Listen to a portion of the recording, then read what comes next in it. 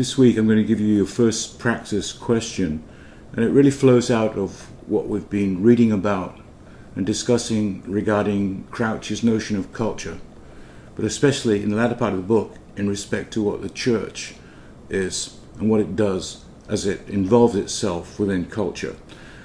To give you that first question this week, what I want to do is to just outline, just briefly, my own journey in respect to this in the last 10 years, so you can see how I've approached this problem. The problem of what it means to be a Christian, to be part of a communal identity, not simply as an individual, but part of an organization that is an entity within itself, the church.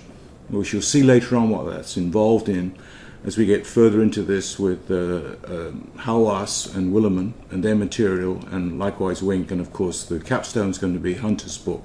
But at this point, I just want to give you my own personal testimony, because just over 10 years ago I came back from Africa to Chico in California after I'd taught in a university in Africa, and I took a job at the Jesus Center in Chico. And this is basically a non-profit institution that's a sort of a feeding center, whereby you could call it, in the old way it was referred to as a soup kitchen. What we did was we fed over 200 people twice a day for breakfast and for dinner. We housed women who were living on the street, 26 women every night.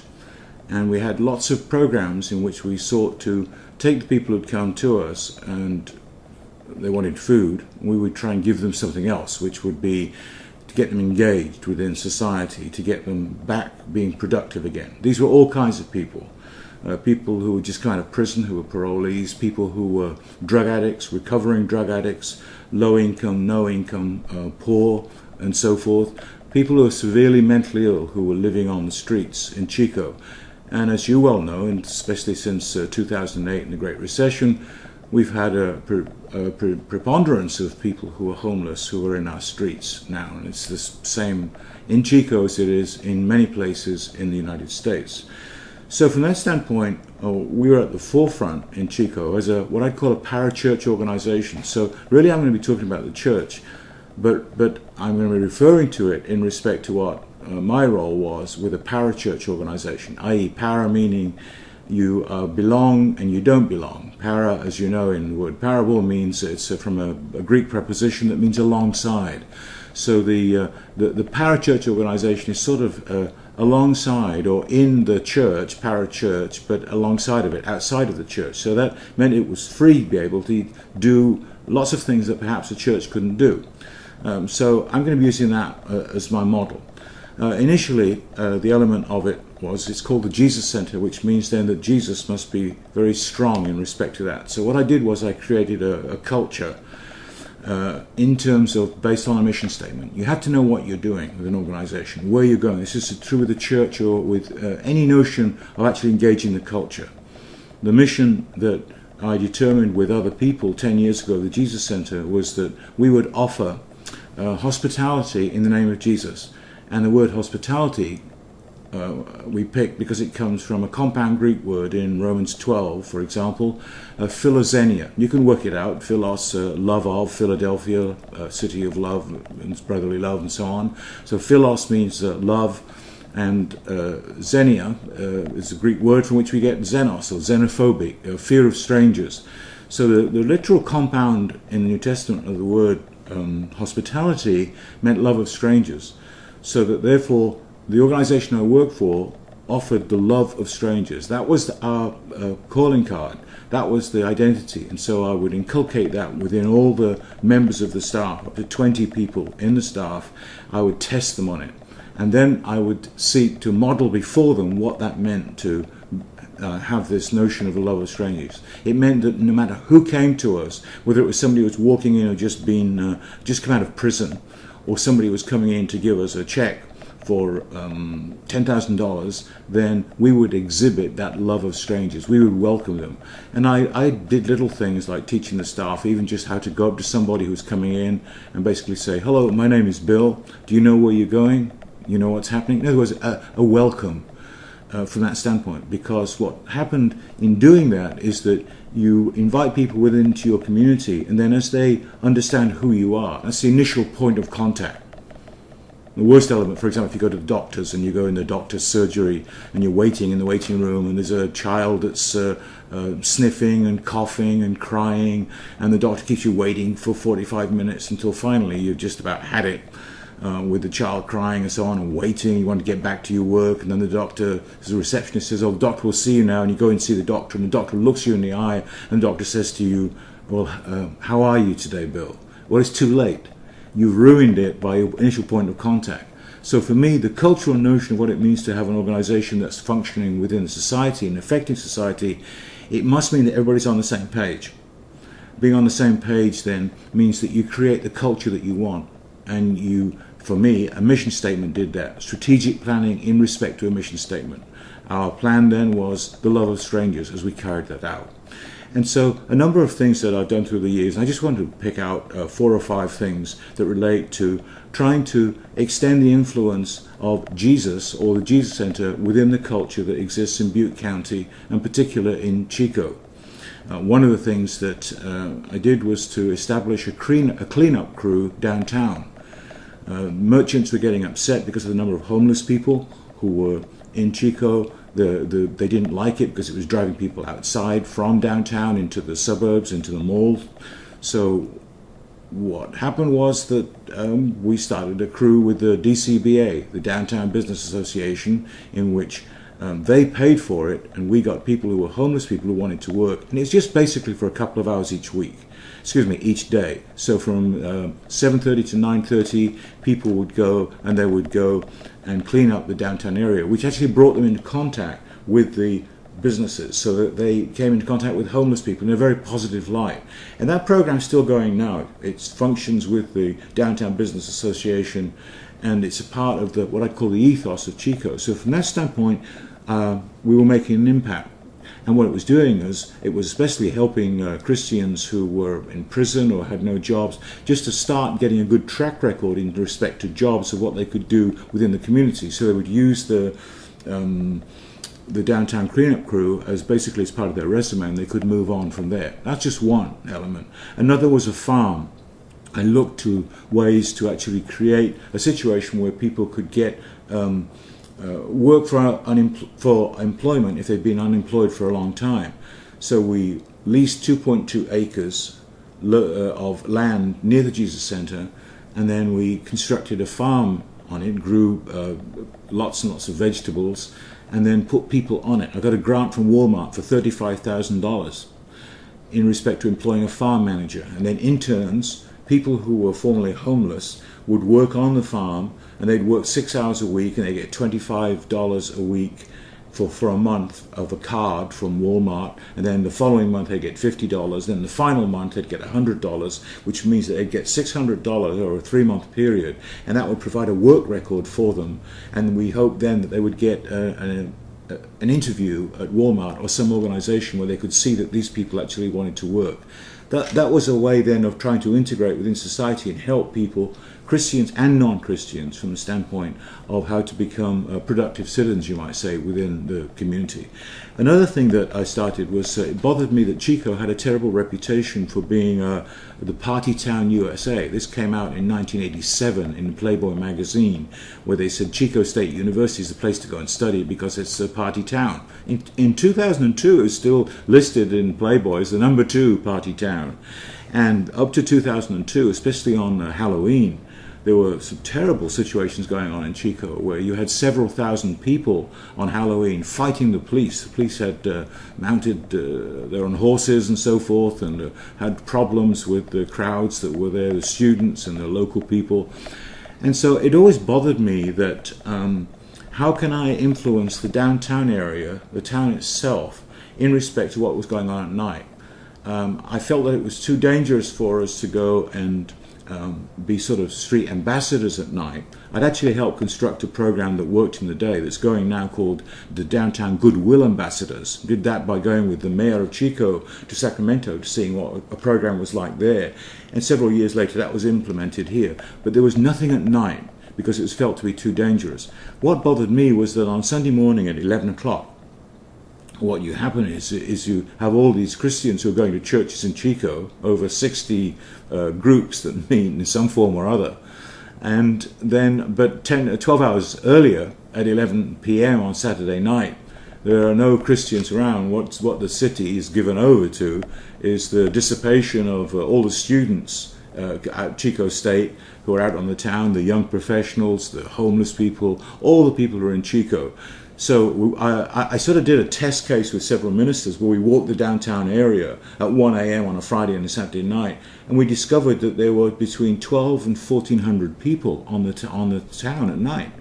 So we liaised with, I was reading a book actually by N.T. Wright called Simply Jesus, and he made a reference to how crime statistics in the UK had been affected by a group of people called street pastors. So I looked it up in the footnotes, saw this organisation in London, and I contacted them. I emailed them and then phoned them up, and basically began the first US operation of what's known UK street pastors. And you can go on YouTube and see all the different organisations of street pastors throughout the UK, throughout Ireland, Scotland, throughout Australia, different countries, but none in the US.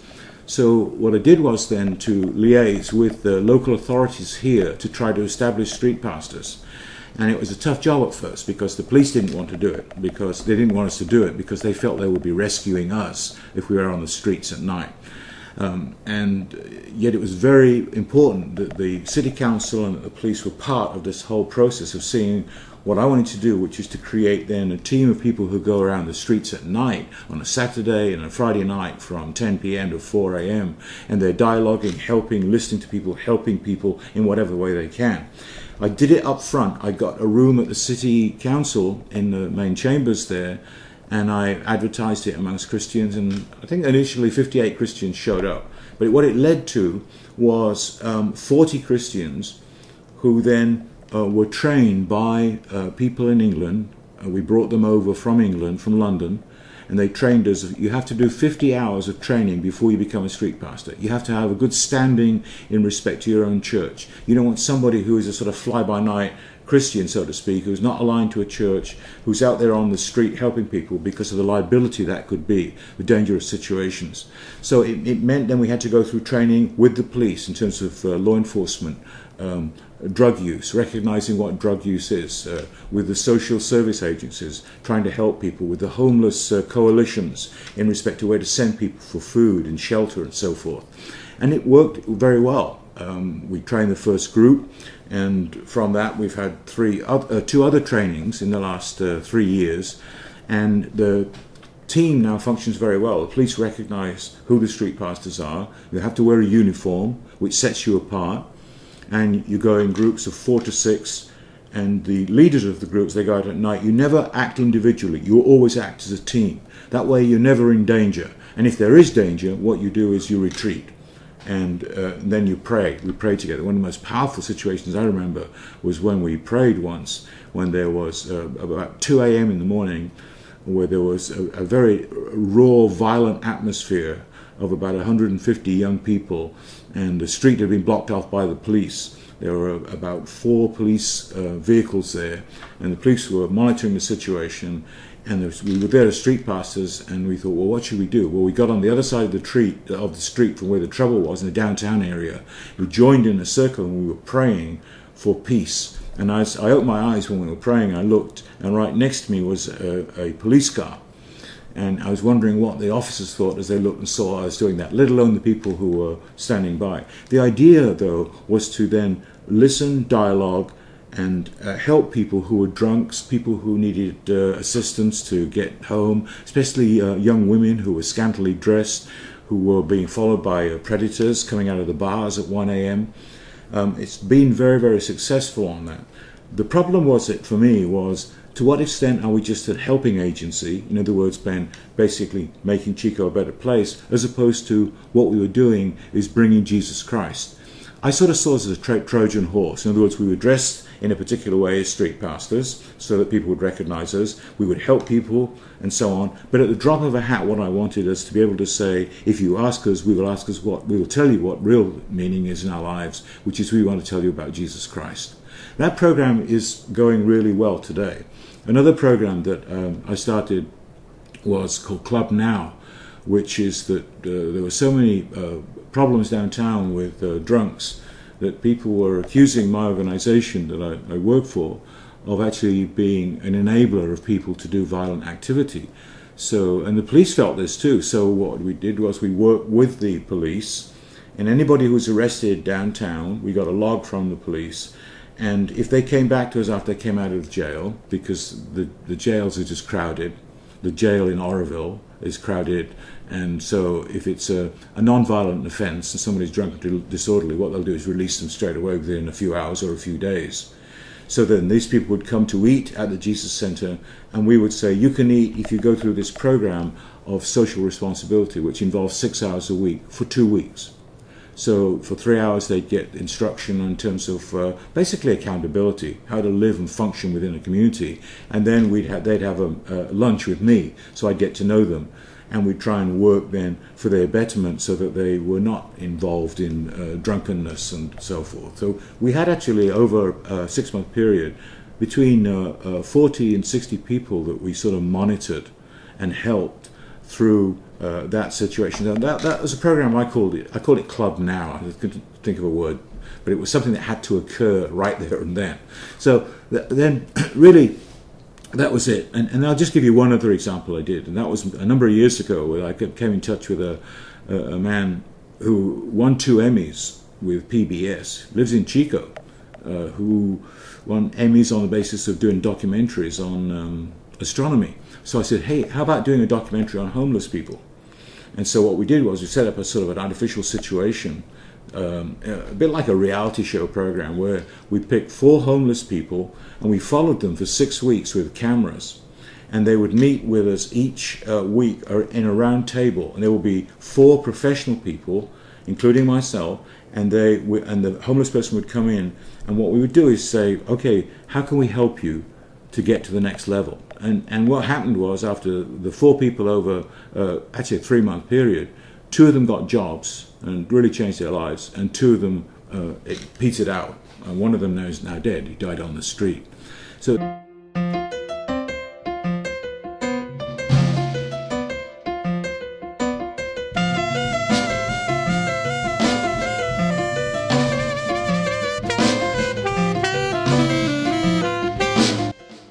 okay, but you and I've talked enough. I don't need to be polite with you. And they're all dancing around the stuff. They're all dancing around. care what I'm not you do, dancing just do around it. something. Your job is to get a job. Get your ass out of bed in the morning, be on the job by 7:30 in the morning, and at least work until 5. That's your job. Your job is to get a job. Get out of bed, get on your feet, and go ask people for a job. but that was my idea then of trying to integrate the notion of using media to address a cultural problem and put it to the wider populace so that the wider populace could see what we were doing. And all the time the problem I had was, how do I integrate this within the community from the standpoint of us being a Christian organization called the Jesus Center, and being true to what it meant to be a Christian, as opposed to being a helping agency that was just helping people to be better people. Now, it came to a head last year, unfortunately, when the city council passed an ordinance that said that it was illegal to camp downtown. So that then I had mentally ill people, homeless people, coming to me saying, what are we going to do, Bill? Because there's between 200 and 300 people on the streets at night who have got nowhere to stay. So they could be arrested for camping in the town areas. That was passed, in my view, by the city council in respect to wanting to placate the businesses and deal with the problem of the homeless people. Well, for me, what that meant was that it was like the homeless people had become persona non grata. They were not wanted anymore. There was now a sort of a purity net within Chico, a secular purity net that says who's accepted and who's not accepted. And law enforcement and city council were pushing this. Well, I objected to it, and I sent a letter to the editor of the newspaper saying, we need to do more than that, city council. Can you do something other than give punitive measures? Well, I was fired. So in other words, I lost my job. And since then, the city council have passed a further ordinance that says that it's illegal to urinate and to defecate downtown. And now, in my view, what you get now is the complete eradication of the homeless person, in the sense that you have all the where does a person who's homeless with dignity go to a bathroom? You and I can go to a bathroom because what we do is, if we're downtown, maybe we're going to a restaurant, maybe we pay for a meal so we can go in and use the bathroom because we've got a place to be. The place to be is our home. We go out, and what we do is then an extension from ourselves into our community. We go and pay money for something, a restaurant or whatever, buy some food. We can use the bathroom there. But if you're homeless, then you have no sort of identity, no place to be. And so you're always on the move. And in my view, what that was just like that Jesus had a purity map in Jerusalem and in, what you might say, Judea, Galilee, in the sense that the center of the purity map was the temple in Jerusalem, and everything from there worked outwards. So on the periphery of this purity map were the lepers and so forth. What did Jesus do? He broke the purity map. He touched a leper. He shouldn't do that in that society. And of course the worst thing that he did, I think, which led to his death, is in the temple. He said this activity that's going on, the buying and selling of doves and so on, is wrong. And he does that symbolic notion of turning the tables. And the religious leaders said, enough. Now, I don't want to compare myself with Jesus from that standpoint, but I'm saying that from my standpoint, that's what happened to me, in the sense that I objected to this activity that was going on, and I was fired, and that happened in November of last year. Now, since then, things have changed for me, because one of the things, and remember, let me just pull back here and tell you, again, remind you of what I'm doing, is I'm saying, how do we as Christians, as churches, as communities, address society culturally? How can we be separate from the society and yet at the same time for it? How can we live in it without being subsumed under it? How can we express, you might say, the sovereignty of what it means to be in the kingdom of God, but also to be in the secular society as well, from that standpoint? Well, I reached a point where in my first 4 years at the Jesus Center, I was concerned with the Jesus Center by itself. But then, after that, after about 5 years, one day I just woke up, so to speak, and just said to myself, what does Chico need? That's what I want you to think about. What does your community need? Not so much what does your church need, what does the community need that your church can actually present? That was what I did. And that led to those programs from the standpoint not of a church but a parachurch organization, in which I sought then to implement what would be best for Chico. And now actually I'm on the same journey but in a different way. When I was at the Jesus Center, I basically needed $70,000 a month from the community because of the donations that would come in. And so I kept myself very singular-minded on what I would say to the community on television and radio and so forth, and in newsprint, which is to stay with God's proclivity for the poor. I don't have to do that now because I don't have to advocate that. But what's happened to me in the last few months is I'm starting now to think more overtly about the church. The church in Chico, if I can use that. Think of it in your community. The conglomerate nature of all the religious bodies that are Christian within a community. How can we have an effect within the community? I came to the conclusion, and this is basically after reading a book by Jonathan Wilson that was an assessment of Alistair McIntyre's book After Virtue, which looked at the Enlightenment from the mid-18th century in Europe, which the Western Church was a part of. And according to McIntyre, the notion of the rejection of authority, whether it's scripture or whether it's the authority of the church, led to then the idea of, can we rationally establish that there's an objective moral order outside of ourselves? And McIntyre says after 200 odd years, that's not the case.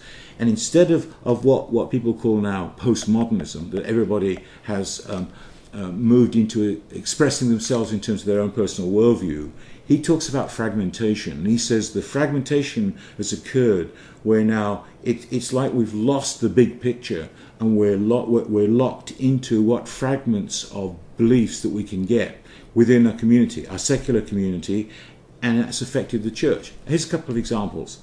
A generation ago, I became a Christian a generation ago in the 1970s.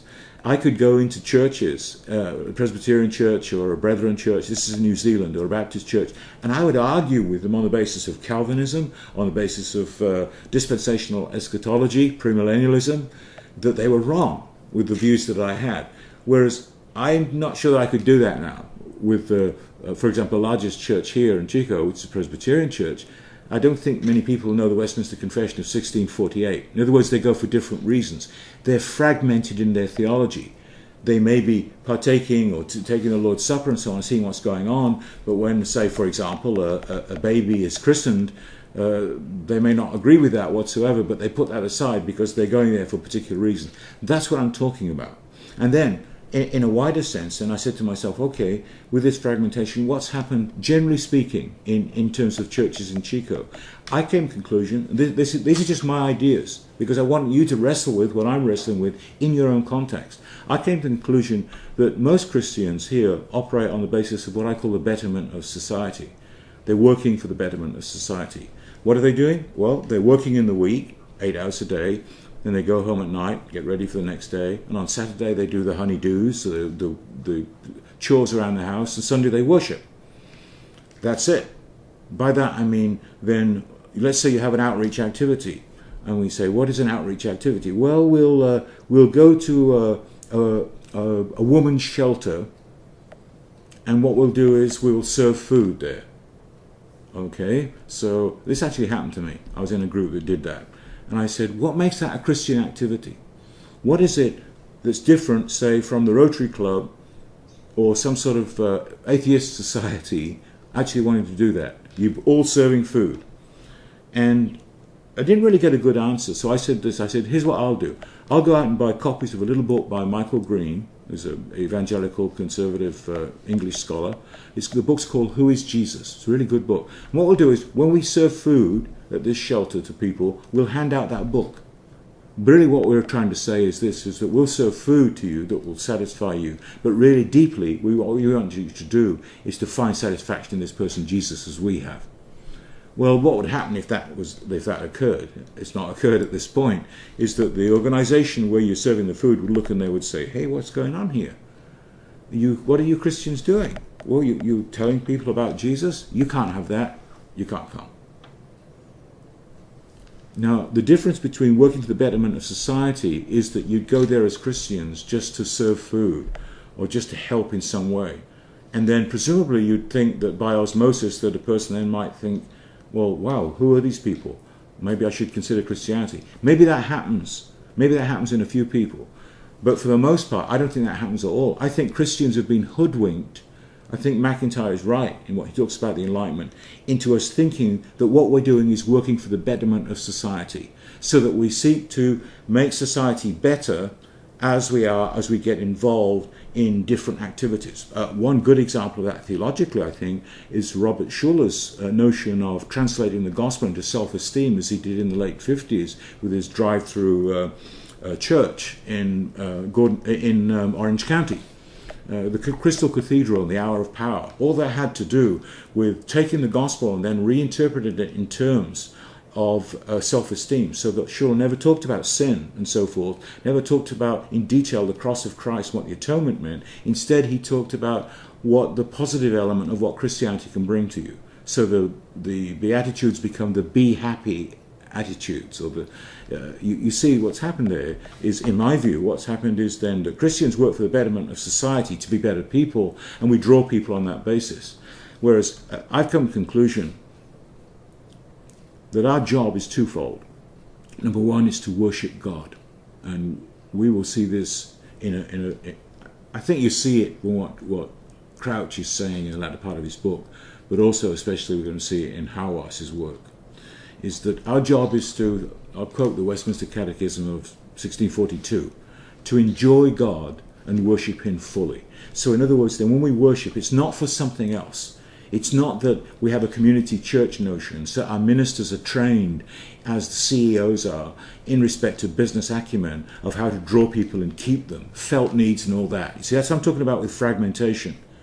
And so basically the ministers, they don't value theological training. What they value is the latest techniques in business and so forth of how to hold a community together. So we have all that's passé. It's been done in the last 25 years. The number of existing denominational churches that have become community churches. All right. That, in my view, that's part of the fragmentation. So in other words, what are we about? We are about worshiping. That's the first thing. The second thing that we are about is that we're about telling people who Jesus Christ is. The end of Matthew's Gospel, chapter 28.